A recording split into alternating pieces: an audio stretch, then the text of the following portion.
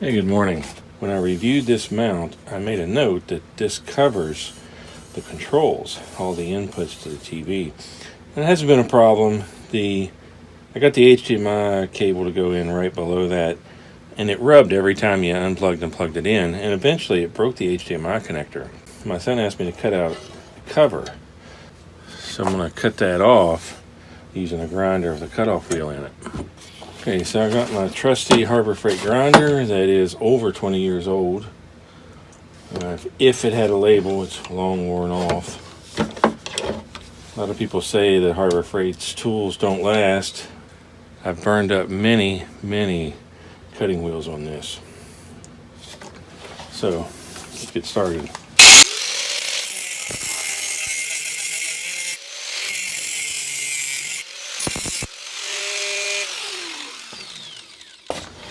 Okay, so always lay this down, grinder up, safety measure. Okay, so I've got that across there. Now I've got to cut that freehand straight across there. When I cut this way, it was fairly easy. This I've got to do a plunge.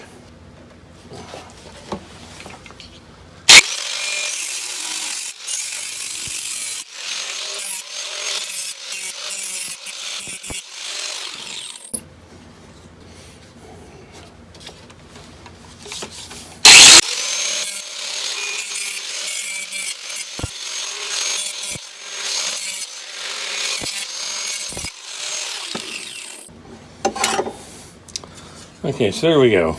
No sharp edges. Going to fit the monitor really well since he marked it right off of it. Now that cut isn't necessarily perfect, but it's going to be behind the monitor and I don't think anyone will ever see it. But field modification. If you like the videos, please subscribe to my channel. Thanks for watching.